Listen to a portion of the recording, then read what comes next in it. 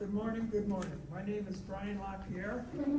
My counterpart here is Andy Lavassi. We're both veteran, retired submariners. Today I'm going to give you a presentation that has to do with the submarine room and the history of Canadian submarines. Now, why are we gathered here in this area? Because the Naval Museum of Halifax is closed. That's a picture of the Naval Museum of Halifax, which is really just up the hill. Some of you may have walked by and not know what it was, but it's the Naval Museum of Halifax Admiralty House. The building is over 220 years old, and of course, if you are 220 years old, yeah, you need a bit of a refit too. So it closed the 1st of April, and all the artifacts are being removed. All the displays have been removed. The submarine room, as I knew it and Andy knew it, is not existent anymore. However, we're going to give you a bit of a lecture this morning on the history of it and what's going to take part in the next few years. Submarines have been part of the Canadian Naval Force since 1910. Now this is a picture of NEP Week 2 back in February. So we would take the picture in the entryway at the museum, and we had veteran submariners come to do the Q&A at the end. We had a number of those, and here's another picture from week 7 back in March. Now, give you a bit of background on myself and Andy. Andy was an electrician in the Navy, as I was an electrician in the Navy, and Andy and I were on TWO's course together, as we call it, Trade Group 2 course for electricians back in 1969. Andy went submarines in 1968, and actually he was part of the commissioning crew of HMCS Okanagan in Chatham on June 22nd, 1968. I only went submarines in May of 69, took my course May, June of 69, and then I joined Onondaga and served on her for 6 months, and then I went to Okanagan and served on Okanagan. And then eventually I went to surface ships again, and I came back submarines, and I served on Onondaga as my last posting as chief electrician on there. Andy got out of the Navy after about 3-4 years and worked for his father for a while, and then he got into the beer business, and he's retired from Labatt's Brewery. Moved back to Halifax, and the rest is history. Andy is also the website master for the Submariners Association of Canada, and I am currently the secretary for the Submariners Association of Canada. So back in about 2000, when the last Oberon paid off on Onondaga, the 4 submarines, 3 Canadian and the Olympus that we purchased from the Brits for training, sat alongside over in Dartmouth. And so after the last one paid off, a lot of the stuff had been stripped out of some of them, right? And they all ended up in this room in the Naval Museum of Halifax.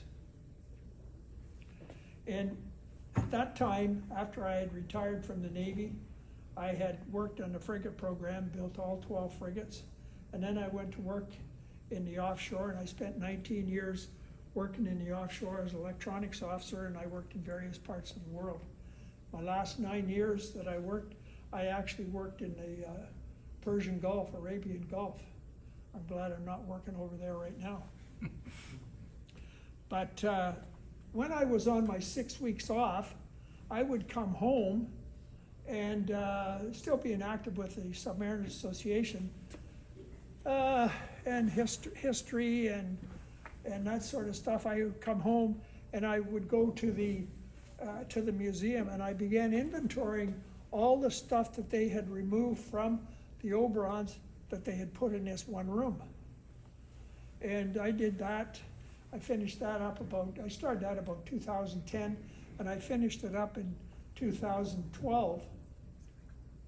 And by the time I finished, I had 256 items that I had cataloged, pictured, recorded, etc. Back in 2014, would have been the 100th anniversary of submarines in Canada. The museum wanted to have a display put together for submariners. However, so we had a couple of meetings, and they wanted to put it in the crypt, which was not very conducive to the environment. I'll go back, and all the this gray that you see in the front, that would be sort of a cavern underneath in the front of the museum, and of course it was damp, wet, not very good for storing or holding anything in there. So you could never, and it was nice because it had curved, dome, a hull, a roof, and it was not good for displaying anything. So they said, okay, no, we can't do that. Anyway, we had a couple of meetings, and they said, oh yeah, we're interested. And then all of a sudden they shut us down and said, oops, sorry, no money. It was their life story. So we left it at that. So back in 2000, I officially retired on the 20th September 2016 from my offshore position. And to keep it straight, I retired 50 years to the day that I had joined the Navy. So it gave me a nice number that I could remember. But Jim Northrup, who's one of my counterparts at the museum and was part of the design that we did for the submarine room, he was over in the Tim Hortons one day in Dartmouth back in 2017. And Guy Godin was a retired chief electrician who was instrumental at the museum. Excuse me. And he asked Jimmy, he said, Jim, is the Submariners Association interested in designing the submarine room at the museum? Because if the submariners are not interested, he said, then the museum's going to do it. Jim's answer to Guy Godin was, yes, we're interested, and we're not letting any surface puke design a submarine room. So that was his answer. So at the next Submariners Association meeting, Jim approached me, and he asked, Jim was the vice president at the time, he said, who's interested in being on a team to develop the submarine room at the museum? Of course, I shot my hand up. A few other guys shot their hand up. And okay, we'll meet next Tuesday at the museum in the bar area. So we did. We had about 7 people show up. We got a flipboard. We had no idea what we were going to do and how we were going to do it. But we had some ideas in the flipboard, and we wrote some things down. And eventually, and that was good for a couple hours. And then we turned around and said, okay, let's meet again in next week. So the following week rolled around, and we had like maybe 4 or 5 people. Oh, this guy couldn't come because he's taken his wife to the hospital, or this guy's daughter's sick, or whatever. So that's fine. So we had 4 people, and we did some more flipping and charting and recording stuff. Okay, we'll meet again next week. The following week we met, and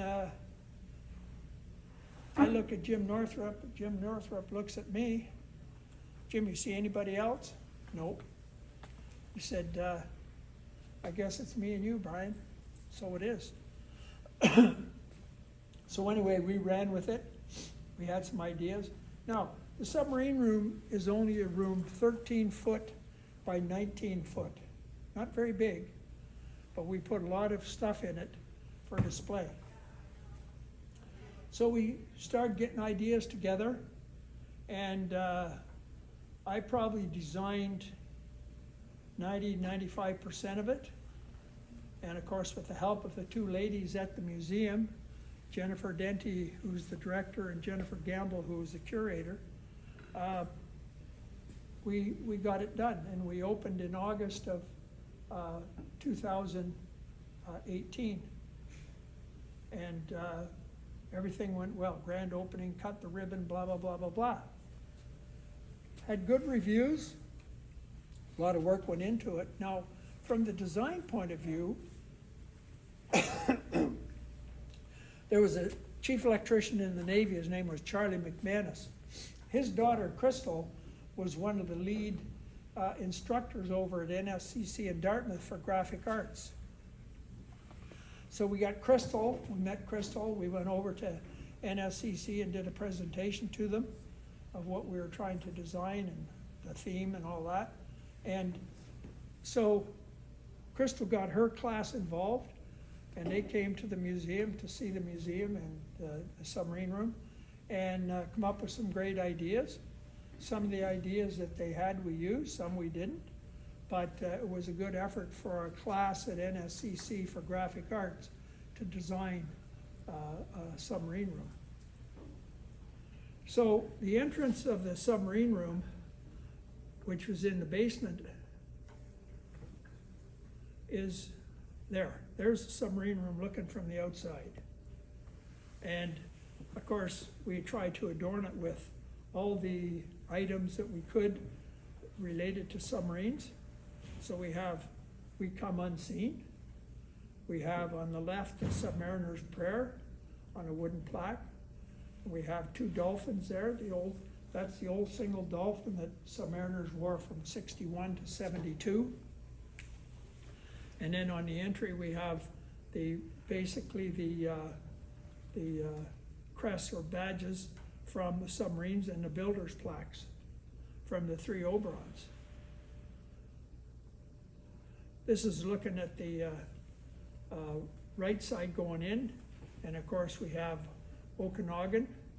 We have top left, we have 1st Canadian Submarine Squadron, Chicoutimi, Grills, Rainbow, Ojibwa, and two builders' plaques from Ojibwa and Okanagan.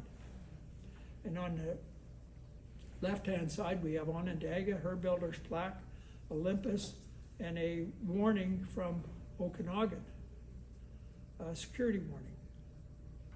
So as we enter into the submarine room, the first thing you see when you walked into the left was submarines in the service of Canada.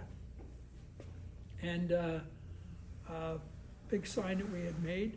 And the whole theme was to go through the periods of the submarines from 1914 right up until the present Victoria class. Now for each of the times that we had running slideshows would depict the era, and cabinets with the artifacts. Now, when we first said yes that we were going to build a submarine room, again, like everything else, the issue was money. But believe it or not,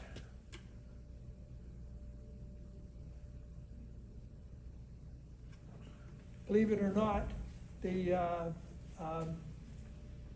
issue was always money, about money. But when they went out and bought 5 cabinets, and they asked me to source out the cabinets, and I sourced out 5 cabinets, and it cost them $5,000, then I knew they must have been serious about the cabinets and about the museum itself. So a rich history. We go back to 1914 when we had CC1 and CC2, and those two submarines were really not, they were submarines, but they were not very good. But anyway, they were built for the Chilean Navy in Seattle, Washington, and Chile took one look at them and said, no, we're not buying these things.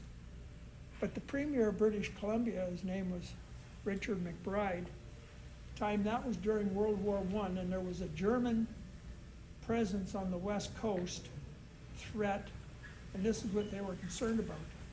So the Premier of British Columbia bought these 2 submarines, snuck them out of Seattle Harbor in the middle of the night, okay, and took them up to Esquimalt. But by the time they got to Esquimalt, they almost got sunk because they hadn't told the Canadian Navy about it, which wasn't much of a Navy back then anyway. But so they had to get the messages flashed up, and there was no email or cell phones, that sort of stuff. So it was not a great time. But anyway, they got them into Esquimalt, and they did a bit of training on them, etc. Eventually, those 2 submarines came to Canada through the Panama Canal and ended up in Halifax. Again, they were just strictly sort of a status symbol. By this time, the end of the First World War had happened, and they sat basically alongside in Halifax. And they were ultimately scrapped about 1920, 1922. In the meantime, the British and Americans had been building called the H-class submarines, and 2 of them, they were built in, some were built in Montreal, but 2 of them, which were built in Quincy, Massachusetts, were designated for Canada and were called CH-14 and CH-15. Again, these submarines were maybe a little better than CC-1, CC-2, but not much. And they sort of did a bit of running between Halifax and Bermuda. None of them ever saw conflict during the war, but they did a lot of running toward Bermuda, nice and warm in Bermuda, did some training down there, etc. And eventually, about 1922, those were scrapped as well. Canada had no submarines up until 1961. So you can see the class, C-class, CC-1, CC-2, and there's a picture of CC-1 or CC-2, and you can see that, not sure why they had the big masts, but anyway, I think as we go through the slide presentation, we'll see that the crew spent a lot of time when they were on the surface on the upper deck. And I think it's probably because of habitability, right, to get some fresh air. There's a picture of CC-1, CC-2 tied up alongside. And again, they weren't a very big submarine. And I'm sure it was not, as far as submarines go, it was not 5-star. There's a picture of them going through the Panama Canal locks, right? And on their way to Halifax. Now here's CH-15, 1922 in Bermuda. Would be in Bermuda. Again, they spent a lot of time in Bermuda. So you can see, yeah, okay, let's go on the surface. They probably only had a crew of about maybe 20, 25 people, but I'm sure it was pretty crowded, and they spent a lot of time on the surface. We'd never run at sea like that today with hatches open like that. So 14 and 15 again, taken in Halifax itself. And Canada had any submariners who served, basically served with the Royal Navy. They went to the UK, they did their training in the UK, and they served in RN submarines, even back then. Now in the museum, we had 5 cabinets like that, 4 4-footers and 1 5-footer, and we would put artifacts and the displays in, from that era into the submarine, or into the cabinet. And this particular cabinet's got Kisby rings from CC-1 and CC-2. That happens to be a model of a U-boat, that the museum had. And we have some medals and we have some books written on Canadian submarines. So there's a picture of Lieutenant Pitts, his medals, Lieutenant Edwards' medals on the left. And this particular one here, A Submarine Sailor, is a book written by J. David Perkins. J. David Perkins was a Canadian submariner, served in Royal Navy submarines, and then of course he commissioned Ojibwa and served in Ojibwa as a well-known Canadian author on submarines. Sadly, David passed away quite a few years ago. He would have been a valuable source of information.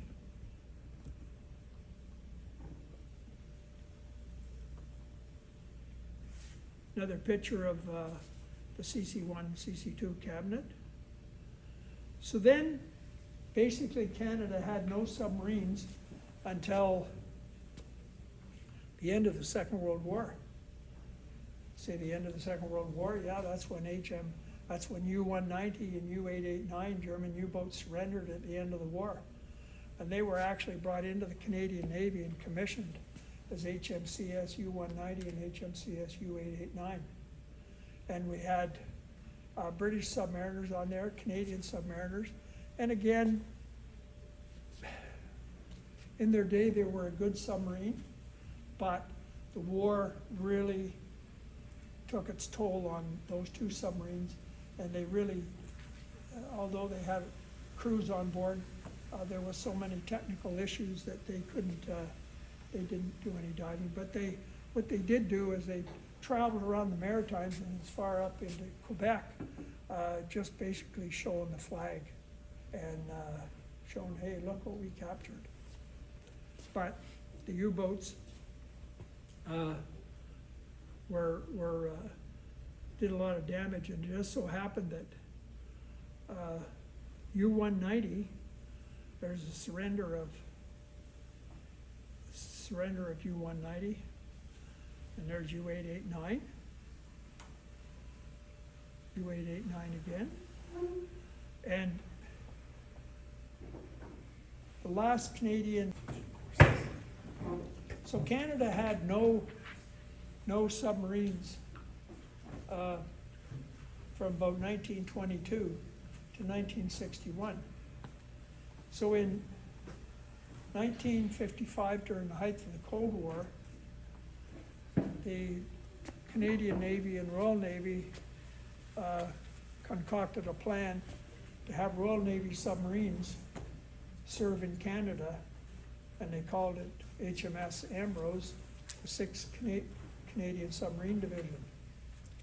And so the Royal Navy would send submarines about 4 a year to Canada, and they would do 3 to 4 month tours working out of Halifax with the Canadian Navy and anti-submarine warfare exercises. And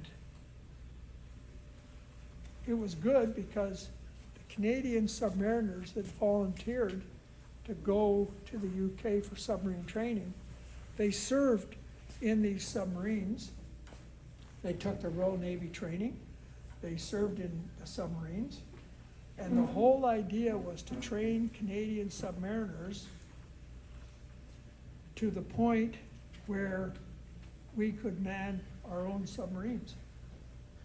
So the 6th Submarine Division started in 1955 and actually went until 1966.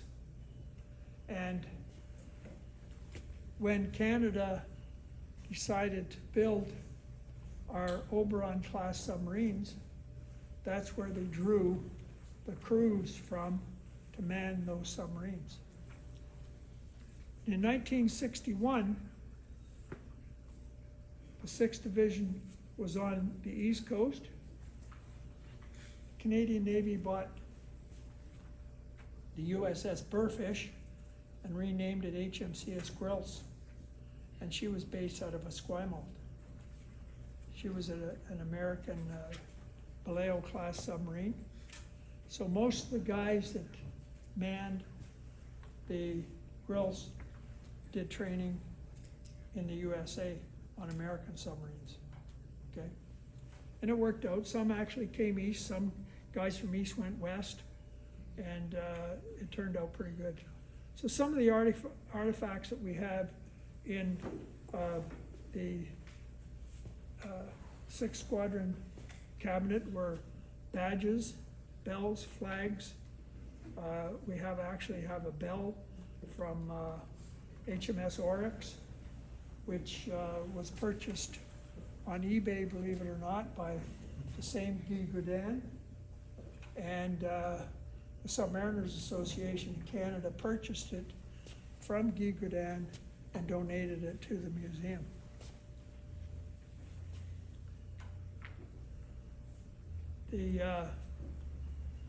You can see, so if you look at the design of CC-1, 2, 14, and 15, and then this was an A-class submarine from the Royal Navy from 1955 or thereabouts. You can see the different design and shapes of them.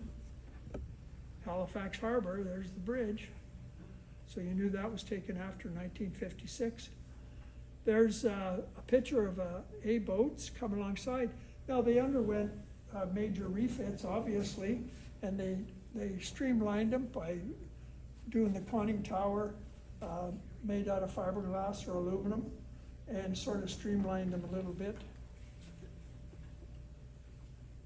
That's the carrier Bonaventure in the background. There's one a little bit iced up there. It's from Dusty Miller. There's a picture of Dusty on HMS Amphion. And inside an A-class submarine. And taut time, I would presume.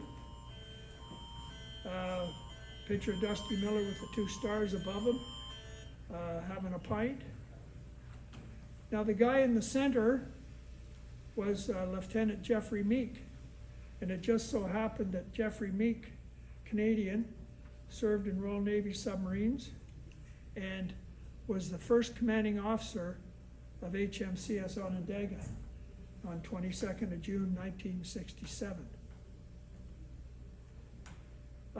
You can see the habitability, and there's no habitability pictures taken inside CC1 or 2 and 14 and 15.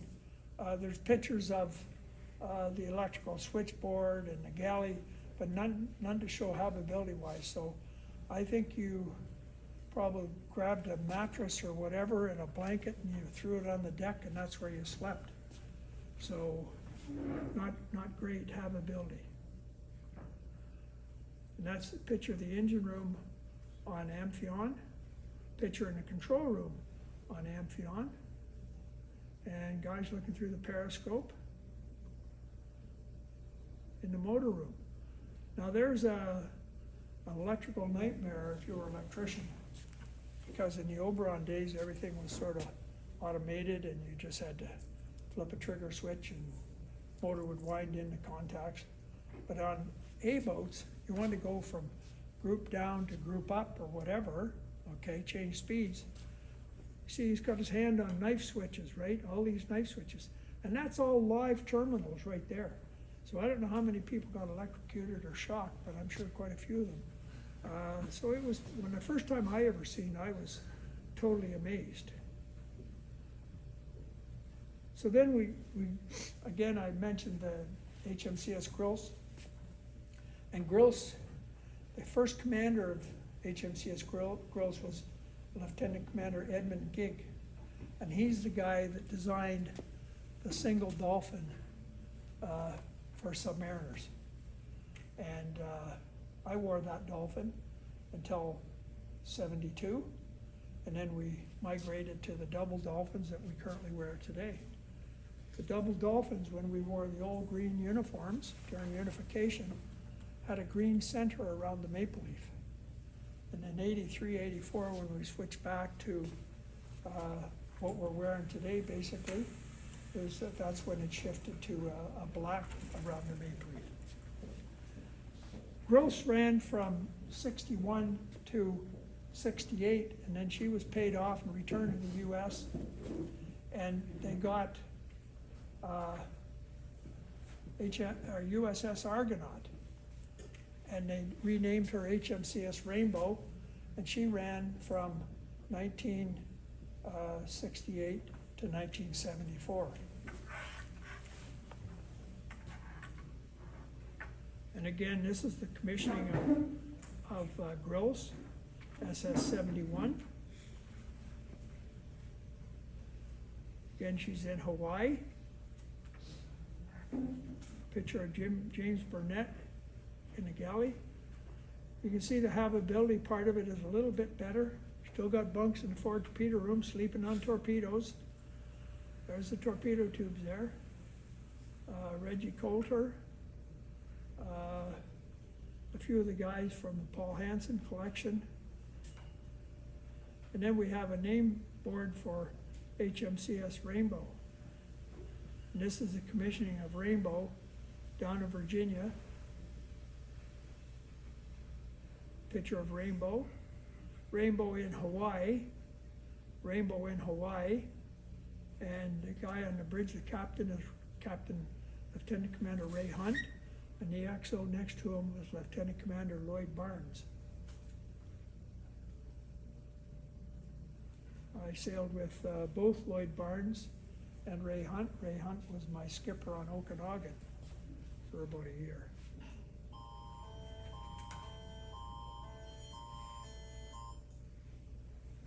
So again, the habitability, again, you know, you slept on a torpedo, you slept in a rack, you had a mattress, a sleeping bag, a pillow, and that was the habitability.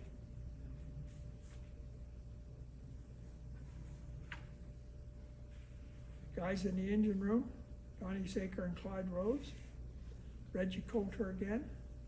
So then, in the early 60s, Canada decided that they wanted to buy submarines from the Royal Navy. So they purchased 3 Oberon-class submarines. The first submarine, HMCS Ojibwa, commissioned on the 25th of September, 1965. And again, they drew from the submariners in the UK to crew that submarine. She came back to Canada, and when she came back to Canada, that's when the Royal Navy's 6th Submarine Division, the last submarine, sailed out of Halifax and returned to the UK. And the first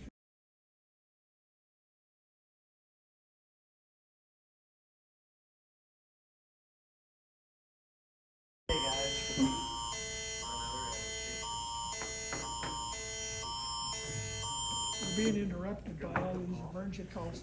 Somebody lost their pizza, so they called 911 or something, you know. Missing child. Missing child? Yeah. Anyway, so the Oberon, so then subsequently, Onondaga was commissioned 22nd of June 1967, and Okanagan 22nd of June 1968. There was 3 Oberons, and all 3 were different. Yes, they were Oberon, they looked the same from the outside. But Ojibwa was commissioned, was originally built as HMS Onyx. And so she was different. Her galley was back by the engine room. Some differences in some of the equipment. And anyway, then the British built another HMS Onyx. Onondaga and Okanagan were called Type 21s, they were Super O's. The galley was up in the accommodation space on both of them, but Okanagan was the only one that had a cafeteria. The rest of it, you went to the galley, you drew your meal, and you took it to the forward torpedo room or accommodation space and ate it, or you traipsed through the control room back to the after torpedo room and ate it. And maybe you had your meal, all the meal when you got back, maybe you didn't. Some of it might have got sucked through the turbo blowers into the bilge, or some guys picked a French fry off your plate as you're walking through the control room. Anyway, that was the differences between the 2. Now, both Ojibwa and Onondaga made the museum list.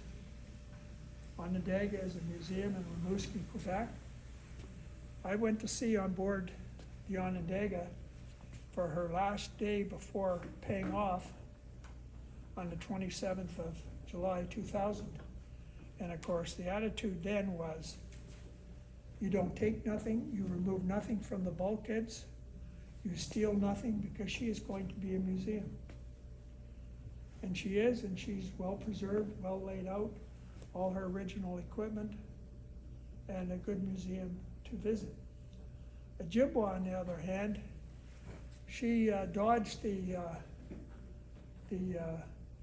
cutting up for being paid off or going to scrap. And she's a museum in Port Burwell, Ontario.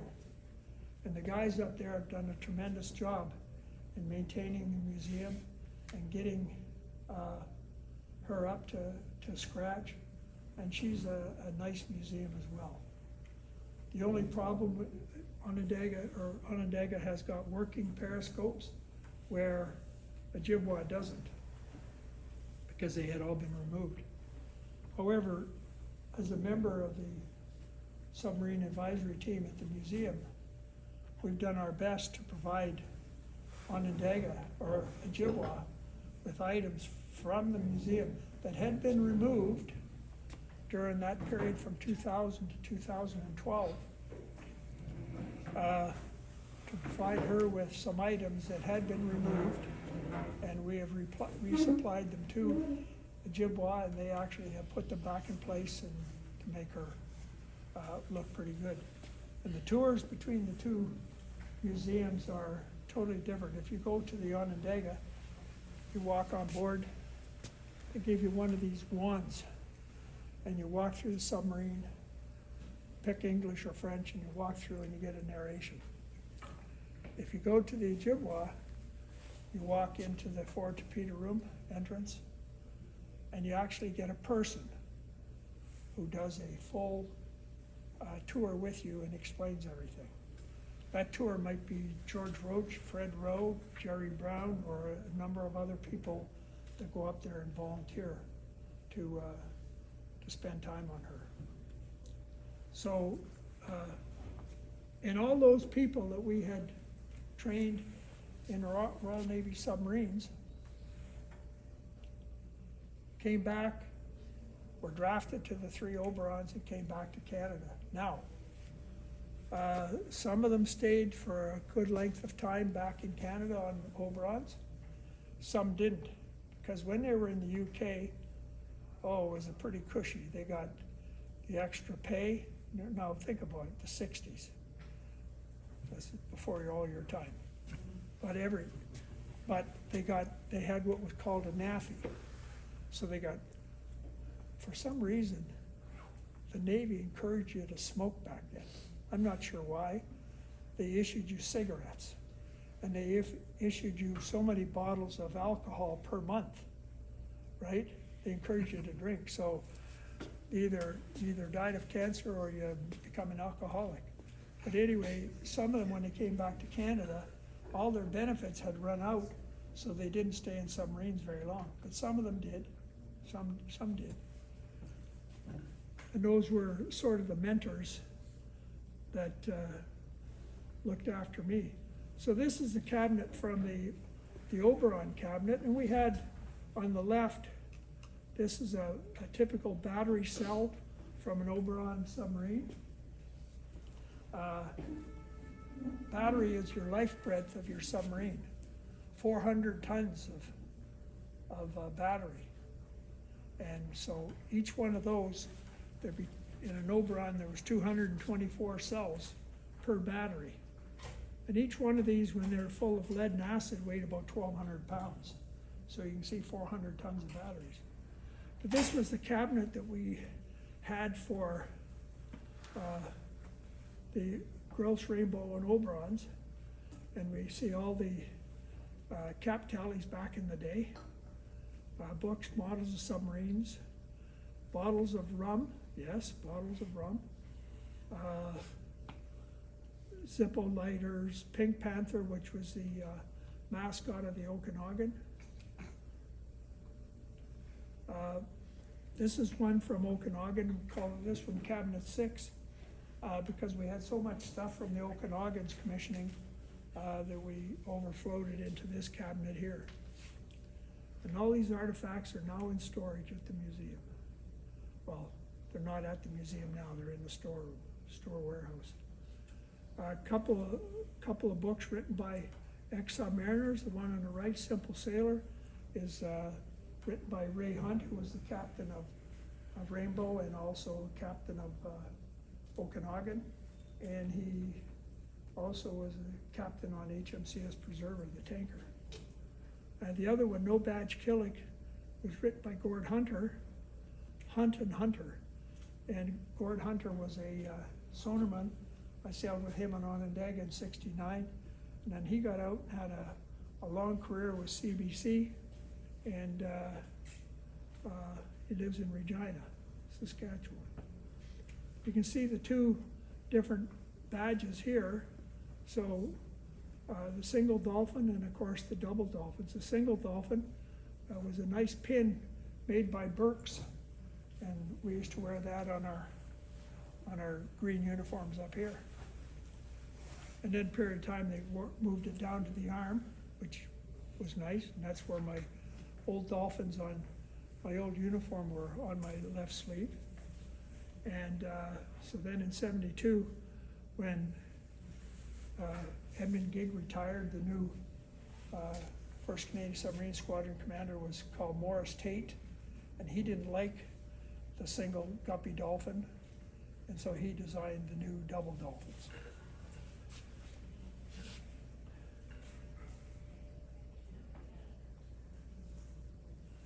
Commissioning books, and you can find a lot of this information on a website called Posterity's Sake. There's this particular submodel of this submarine here was a submarine that was given to the Minister of National Defense, Paul Hellyer, and he was the guy that implemented the unification, or amalgamation of all three services into one. A Jibwa name board, picture of a Jibwa at sea with the old 187 sonar dome. The captain here was Ron Perks. Just sadly, he passed away on the 1st of May. But guys receiving their dolphins, and of course they all got the old green uniforms on. So you can see the habitability. This would be inside the Chiefs and PO's mess on a Jibwa. And again, you know, probably about 80% of the people smoked, and of course you all wore poopy suits or work dress, and you could be a missed shot of dress. Some guys would have blue shirts, some guys green shirts, some guys khaki shirts, some guys no shirts, but that was the unification part, where they sort of took clothes from the Army, clothes from the Air Force, and you went to clothing stores and drew some work dress, and that's what you got.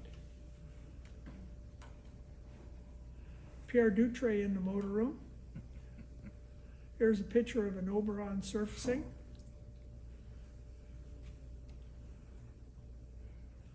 And Terry Chatham and Andre Langlois in the control room on a Jibwa. There's a picture of the three Oberons alongside, probably in the early '70s.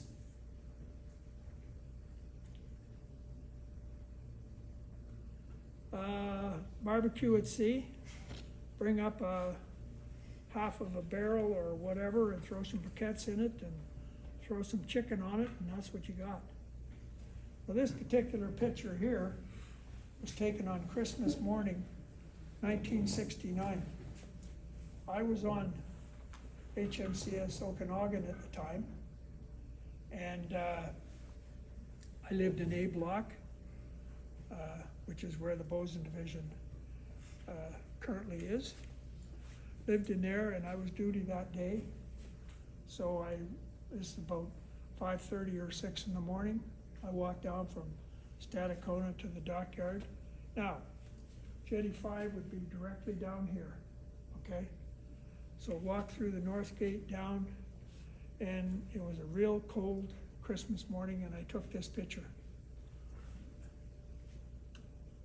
And this would have been Onondaga and Okanagan, because the Jibwa would have been in refit. There's Dennis Dagenet in his bunk. Magic, he even got curtains. There's a picture of the three Oberons again tied up alongside, as we called it in my time, Jetty 8, which was the submarine jetty in the south end of the dockyard. I don't know what the hell they call it now, and it really don't matter. But that is the three Oberons with their crews. Again, the Jibwa crew members in the forward torpedo room. The three Oberons in the Bedford Basin. It was very unusual to see all three of them being able to go to sea at any one time. Ken McMillan, who in that picture was a lieutenant on the Jibwa, and he was also rose to 1st Canadian Submarine Squadron Commander and retired as a Commodore. This is the Gargley ex-veteran submariners taken on Onondaga in 2000, when she went to sea for the last time with the veteran crew. Again, here's the Jibwa with Terry Jones on the periscope. The guy on the left standing with the watch was Larry Hickey. He also commanded Canadian Oberon submarines, and he also retired as a Commodore. Conrad Petrokowski and John Cascadden in the engine room. There's Onondaga's name board outside the submarine room. Also the picture of Onondaga. In those days, in the early 70s, we not only had the number on the fin, but we also had the maple leaf, okay? In the early 70s, they took off the number. And then eventually they got rid of the maple leaf as well, because you didn't want to tell the Russians who you were. And there was one period of time when I was on the Onondaga, and we were in Bermuda, St. George's in Bermuda, and we had 73 written on the fins, and we were exercising with the Air Force in a certain particular square. But unknowing to the Air Force, Okanagan had sailed from Halifax the next day. It was sitting just outside the square. And of course, they had got a separate 3 made up, right, for both sides of the fin. So when Onondaga, her batteries were depleted, she would slip out of the exercise area, Okanagan would slip in, and if Okanagan was surfaced, then they just took the portable 3s and hung them over the sides of the fin in 73. And the Air Force couldn't understand how this submarine had so much stamina, but we tricked him. And that's Freddie Glover. And there's guys in the engine room and then time in the after torpedo room. Terry Jones and Freddie Schatz, 1978. And when this guy in the center there, Jimmy Ford, when I went on board the Onondaga in May of 1988 as the chief electrician, Jim Ford was one of my young ordinary seamen. So he's now head of the electrical in Ottawa when it comes to submarine batteries and generators. So anyway, crew members, the guy in the upper left would be Phil Webster, he was the skipper. And Chiefs and PO's mess, Larry Smith, Lloyd Blagden, Charlie McManus, Mike Walsh, Jimmy Brennan, or Yeah, Jimmy Brennan. Buster Brown and Carl Rosello. Then Okanagan. So then there's Okanagan. They all look the same, so if you're on the bridge and you hung over a 3 over the 4, nobody would know the difference, right? Swimming off casing in Bermuda. Yeah. And you know what? You dive off that casing and you dive into the water and you swim down about 10 feet and you open your eyes. There's no bottom to this pool. And you turn around and your heart starts a-pumping. I get out and I go like, ain't never diving in there again. So again, barbecue time, you know. And then, let's take the FNs up and shoot some bullets. So we do that. We had submachine guns and the FNs. And what are you shooting at? The water. Oh, we're having chicken for supper again. So then we had a beer contest in the cafeteria of the Okanagan. It was Cliff Crow, he was the commanding officer. There's another tot time in the after ends. It's 1970, so we still got the tot. We ended up getting rid of the tot in March of 1972. Oh, there's a younger me sitting in the motor room. Buster Brown and Paul Renner. Oh, there's Andy in the back. Andy, take your hat off. You see, Andy got hair back then. I still do. Still got hair. But that's Andy in the back with Charlie Hillier and Jack White. And there's Reggie Daigle all dressed up. We played submarine hockey. How do you play hockey in a submarine? We played card hockey. And we had tournaments. And it was a lot of fun. And I was the guy that looked after all the stats. I would look after the records of goals and assists, and we had rules, and then we had the Stanley Cup and blah, blah, blah. Well, actually, it was the grease cup, but it was made out of a grease can with a stand and a light on the top. And so it was good. And there's Jim Harris, Vic Carter, and Gordon Parley with Doug Cameron in Bermuda in 1971. Jimmy Harris. So then we migrated to the Victoria class. And all the serving submariners that are here serving in Victoria class, I commend you very much for keeping them running for the last 25 years. And, but a lot of guys spent a lot of time in the UK from 99 to 2000, 2002 when they were commissioned. And it's still good to see them. In the museum, we have, like I said, the slideshows for each one of the types of displays that we had for each of the classes. And we have the model, we had a model of the Victoria class, plus all the commissioning books and coins and stuff like that.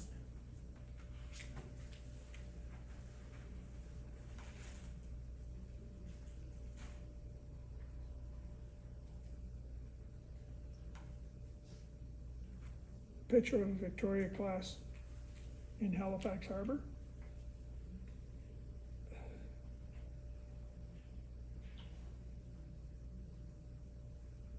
That was crew member Paul Dumas, who sadly passed away a few years ago. And Victoria crew members in the galley, in the weapons compartment. And you can see the habitability. So if we go back to that, even the 6th Submarine Division, how they lived inside, and even the Oberons, and how they look in the Victoria class. It's quite a difference.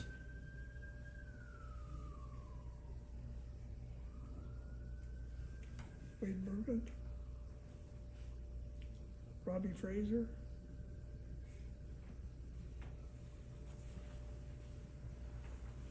So then, of course, we have hazards and dangers serving in submarines. Yes, there's been many occasions of explosions, fires.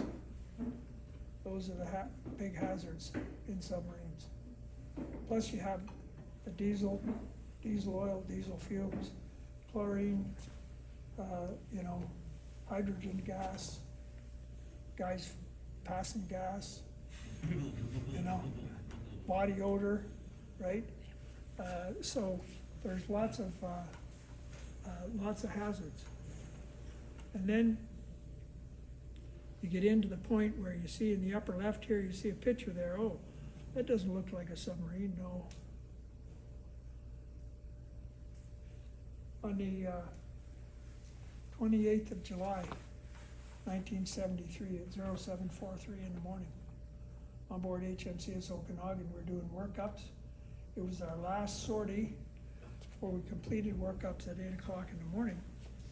And our task was to do an underwater look of the RFA Grey Rover, take pictures of her keel and propellers, etc.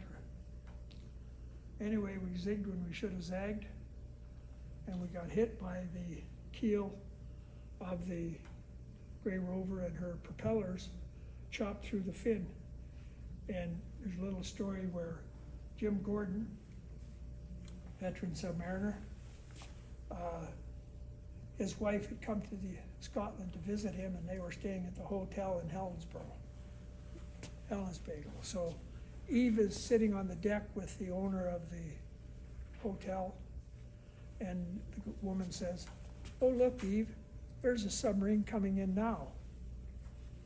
And Eve says, "Yeah, but it doesn't look like the Okanagan because her fin is not shaped that way." Well, it was after the accident.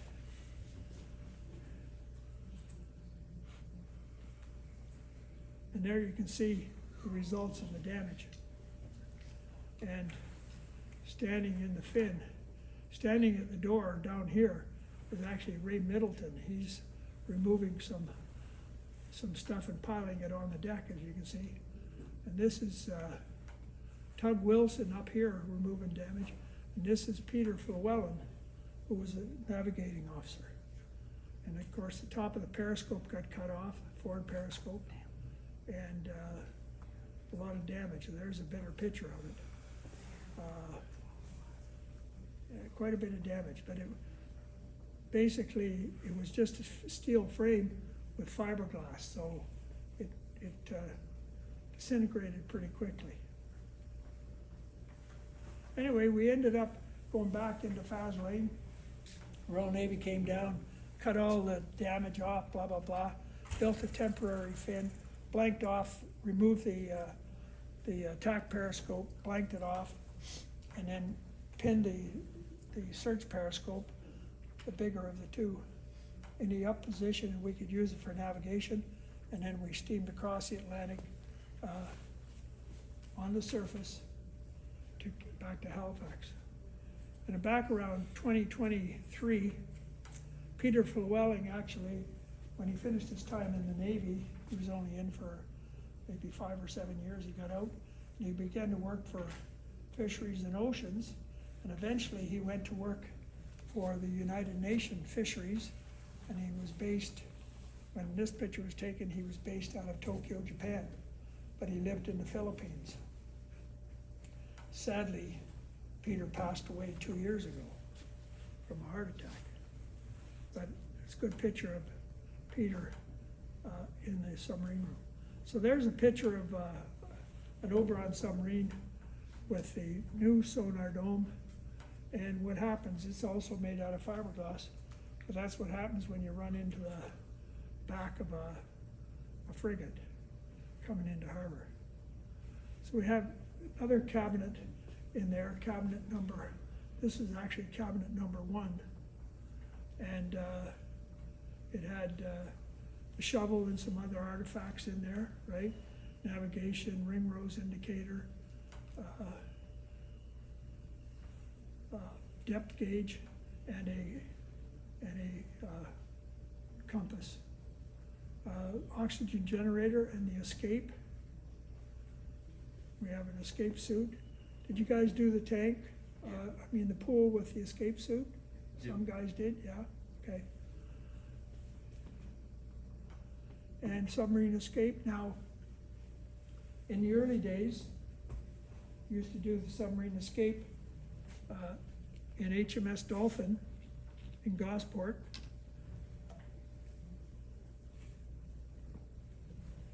And so when you went to the UK on workups, that was the first thing you did your submarine escape training. So you got to do in the tank 2 free ascents from 30 feet, 2 from 60 feet, and 2 from 100 foot, and one of them in an escape suit. And so it was very, very rewarding to say that you've done the escape training. We're going to show a video at the end. This is in the layout of the submarine room. We had a mock-up of 3 bunks with a dummy in the middle, bunk bags, little table, and believe it or not, that basically is what the after ends of an Oberon class submarine might look like. Gives you a good representation of what it would look like. And you know, you had a little table with some settee, some seat lockers, and that's where you ate your meals. So you didn't hang or lollygag around too much. You got your meal, you ate it, and you got up and you left. So back in the early 70s, 60s, and 70s, there was no smartphones or DVD players or MP3 players. So you basically you had 8-track tapes, and you might have been able to pick up a radio signal. The radio lady would try and pick up a radio signal, and you might get some news or weather or whatever. But it was pretty primitive. That's basically what the after torpedo room might look like at nighttime, with all the white lights turned off and just red light on. And so then we used to go in the submarine room, and you do all around the outside, some around the outside, the other side, and then you go back again and you'd start down the center where we had a center display panels, and it was diving now, and all the center panels were dedicated to honors and submariners remembrance, people that lost their lives serving in submarines. And the last one, of course, is Chris Saunders, right here, who died on board the Chicoutimi, 4th of October, 2004. The other guy to the left above him was Laverne McLeod. Laverne McLeod volunteered. He fought in the Korean War on one of the old destroyers, and he volunteered for submarines, went to the UK, did a submarine training, and joined HMS Sidon in Portland Harbor. He was on board for 20 minutes, and there was a torpedo explosion, and he got killed. So the submarine crew lasted 20 minutes. Anyway, I've been to visit Laverne McLeod's grave in Portland Cemetery twice on 2 different occasions. Once when I was on Okanagan in '73 during our workups. Sam Jennings was the chief engineer on Okanagan, and myself and Sam and Dave Yo in a Pusser's van from the Royal Navy drove us from Gosport to Portland and laid a wreath on his grave. And then I was there myself about 1999, 2000, somewhere around there. When I worked for Secunda Marine, I was on CS Agile, and one night I walked up to Portland Cemetery to pay my respects. Leadership again. This is the Premier of British Columbia who bought the first CC-1, CC-2.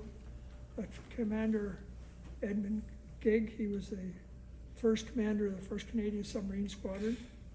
And Vice Admiral Cairns, Vice Admiral Wood, and Vice Admiral McLean. All submariners who served in submarines and then eventually became, all three of these admirals became head of the Navy. There's a list of all the squadron commanders of the 1st Canadian Submarine Squadron, and it just so happened that where my mouse is at is Ray Hunt. List of all the commanders of the submarines. Earning your dolphins, training. When Andy and I took our basic submarine course, you sat in a classroom and it was all static training. Books, manuals, slides, whatever. There was no physical hands-on training of any kind. And of course the training that the guys get today to be able to actually go into a simulator and do various scenarios is far superior, and the training will only get better. So you had life on board. So as we had went through, you could see the different, how life on board, how it evolved over the years. From CC1 to 14 and 15, and then to World War II submarines, after World War II, into the Oberons, and now the Victoria class.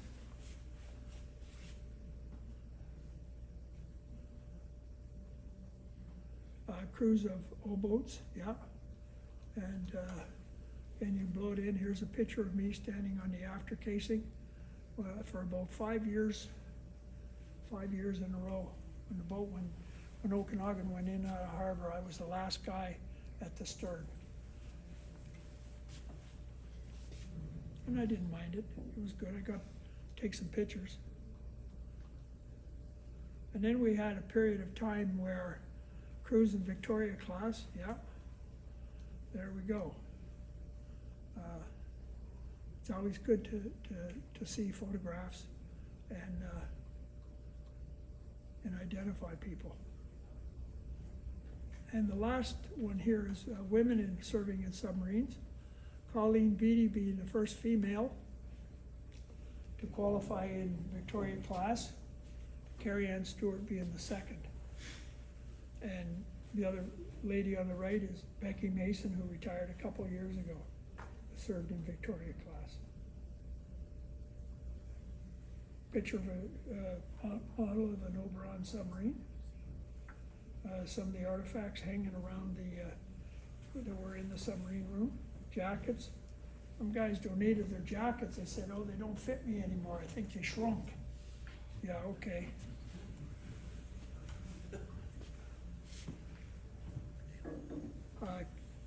Kisby ring from Okanagan, and the museum had 2 bells from the Oberons, Ojibwa and Onondaga. And we had them proudly displayed, but at the same time, we had the 3rd bell for Okanagan. Just so happens it's in a crate packed away in Penticton, BC, in their museum, not being displayed. So the museum here in Halifax was actually trying to get here. Now, this here slideshow here, it's a picture of Marshall Strobridge. It just so happens that is a slideshow of submariners that have served in Canadian submarines. And I updated it yesterday, and I have 2,360 pictures of people who served in submarines.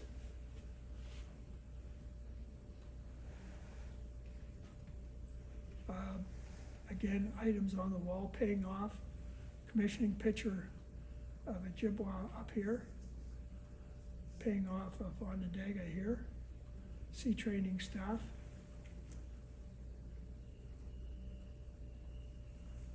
And we have commissioning books, copies of the commissioning books, copies of the shovel submarine disasters. Back in 2020 during the COVID time, I was sitting at home, and of course I wasn't allowed to go to the museum for about 2.5 years because of COVID. So I said, well, I got to come up with an idea. I got a big space in the museum that has to be filled. So I come up with this idea about name tags. And so here's the name tag board that was displayed in the museum. Where's it at now? Does anybody know where the name tag board? Submariners came and got it. And is it in S100? Is it in S17? Is it?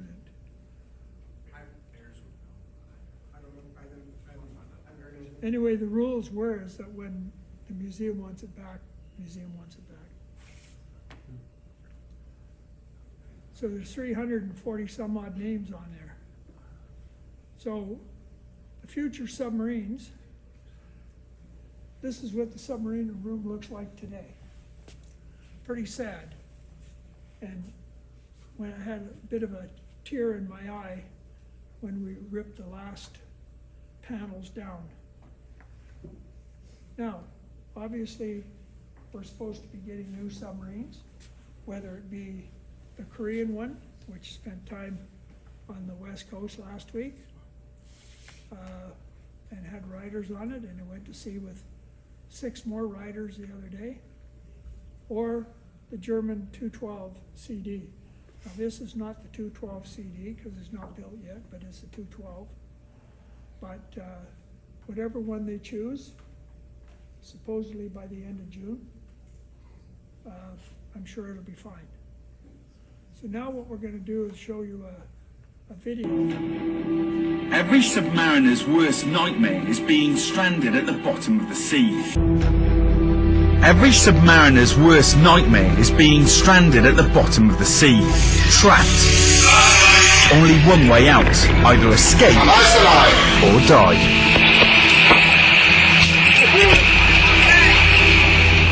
At Fort Blockhouse in Gosport, they teach submarine crews how to survive. This tank is 30 metres deep, and it's at the bottom of this tank that the submarine escape instructors carry out most of their work. This tank is all about when you should hold your breath and when you shouldn't. Because of water pressure, the deeper you go, the volume of air in your lungs shrinks.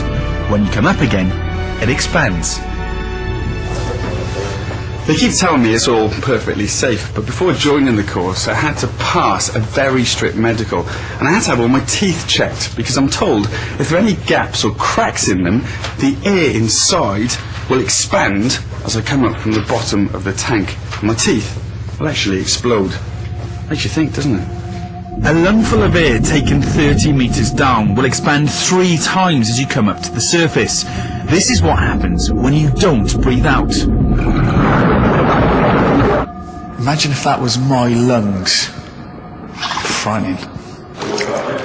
The one main thing they're stressing during the training is blowing out, which seems like quite a simple thing to do, but it's easy up here. It's just going 9 metres down, maybe 18 metres down, and remembering to blow out. The idea is to make a hole with your lips about the size of a pencil and blow out at a steady rate until your lungs are empty. Good for the first shot there, no dramas whatsoever. So the main thing is to blow out and then keep absolutely still. Any temptation to swim would slow you down. And there's a bit on it now. My instructor was Chief Petty Officer Callow. I will place my hand on the back of your head like so. Okay, I will then tell you to take a good deep breath. Do exactly that, guys, right? Fill your lungs right up. As you take a good deep breath, I need you to bend over at the waist. Okay, that will allow me to get your body underneath the combing of the inner door. Once you're outside of the main body of the tank, I will tap you on the forehead, and that is your signal to go into your blow. 9 in the section, positions for 9 metre ascents. Okay.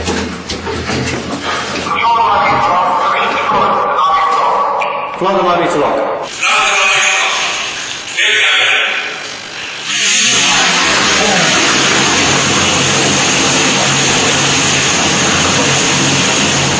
Being cooped up was frightening. And as we filled up, it got a whole lot worse. Red shot. Red shot. Here we go. That's probably the worst bit, the claustrophobia, isn't it? Yeah. Nowhere to go. Ready in the line, you need to lock. All positions first man, stand by, stand by. Stand by, stand by. Ollie. Get that right. Go for it, son. Hold submarine side, nice and relaxed. Ready? Take a good, deep breath. Well, son. Ollie. Was that your whole bit? Don't let the smile fool you. I was sick with fear. Happy? Happy. Okay, a little bit more air in there, please. How you move you started? Stand by, stand by. Okay, here we go then.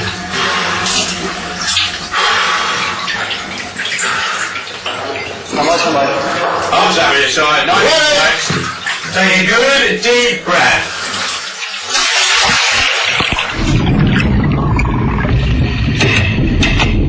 The tapping noise was my cue to go.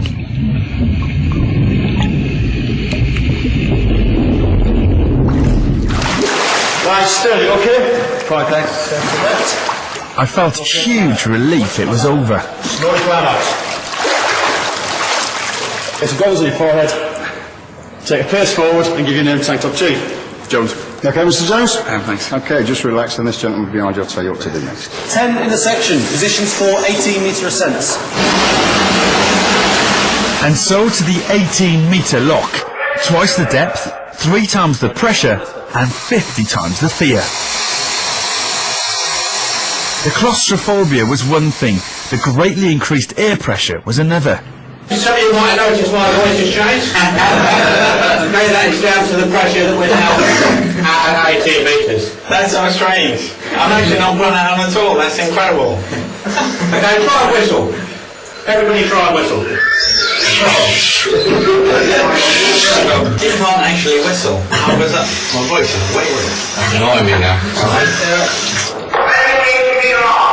We're in the 18-metre lock. All positions ready, first man, stand by, stand by. Happy? Happy. So bad. Nice relax, put your phone on that blow, yeah? In the next few moments, if I got it wrong, I could die. Ready? This is the big one. Wish me luck. Take a good deep breath.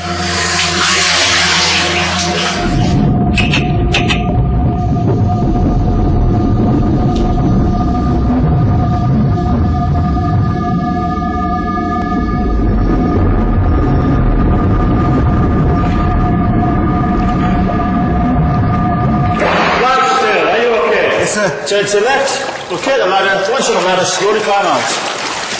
And down.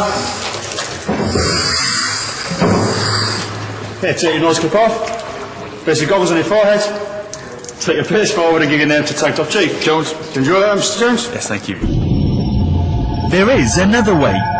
Submarines carry escape suits for all their crews. I could not imagine doing this for real. At extreme depths, this is a much safer way of doing it. In this suit, you breathe normally in your own bubble of air. What is the most important thing to do all the way in the service? What you're never ever going to do. What you're going to do if the water level starts to move your nose or mouth? Blow out. Blow out. Excellent. This is a mine of truth. 30 metres from the bottom to the top. He told me I'm going to enjoy it, he told me it's going to be cool, but I have to admit, this is such a strange experience for me that I'm inside of it.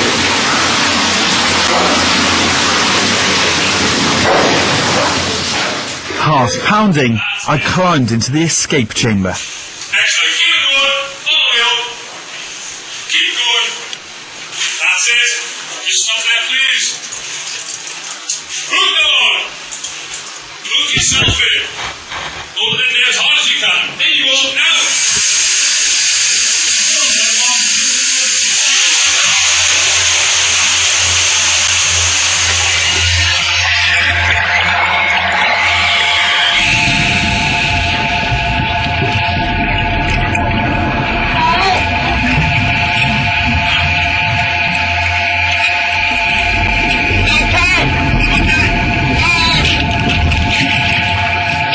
I was heading to the surface at 2 meters per second. It was fantastic. Thumbs up. That's good. Are you okay? Yes, okay. Turn to the left. Okay, the ladder. One shot ladder. Slowly climb out. Okay, take your pace forward and give your name to Tank Top Chief. Jones. Okay, Mr. Jones. Brilliant. Enjoy that then. Absolutely fantastic. It was just like a funfair ride. Awesome. Submarine Escape Training Tank Challenge completed. My lecture today. Is there any questions? Anybody got any questions of any kind? Somebody must. Answer that. Yes, sir. Oh, sir, thank you for your presentation. I'm curious about the HMCS Okanagan. Was there any kind of reason that it was named after the Okanagan, or just random? Yeah, well, the three Oberons were named after Indian or indigenous tribes, right? Okay. And Okanagan, of course, from the Okanagan Valley, so, yeah, so anyway, she had a lot of artifacts and stuff, but that's, you know, Ojibwe, Ojibwa, Onondaga, so, yeah, that's the way. So, I'm not sure who the new ones are gonna be named after, but, Mike, you might get one named after yourself. Any other questions? If you have the opportunity, if you're up in Rimouski or Port Burwell, Ontario, please go visit the museums, and it'll give you a real eye opener. Now, the careers that you choose, if you choose to go submarines or join the Navy and go submarines, right? The next 4 or 5 years or up to 10 years, it's gonna be quite a challenge. Not only keeping the Victoria class going until whenever, but any training that you might end up taking to become a new submariner, right? So, thank you for coming today. No other questions? Yes? Is there any chance these pictures are available anywhere else, or that we could have them available to us anywhere? Well, it's my own private collection, but some of them are posted on a website called Posterity's Sake. Posterity's Sake. Yeah, it's a website, Navy website run by Gary Weir out in Winnipeg, Manitoba. And I contribute items to Gary. And we have some history on our website. Andy's gonna do, Andy's our webmaster for Submariners Association, and eventually those will end up on our website as well. Yeah, this video presentation will be on YouTube with a link from the Submarine Association, saoceast.com. So where are you all from today? What provinces are you from? I'm from Ontario myself. Ontario. Alberta. Where? Calgary. I was born and raised in Waverly. I was there for 15 years. Alberta? Edmonton. Quebec City. Quebec City. BC. Newfoundland. Ontario. Montreal.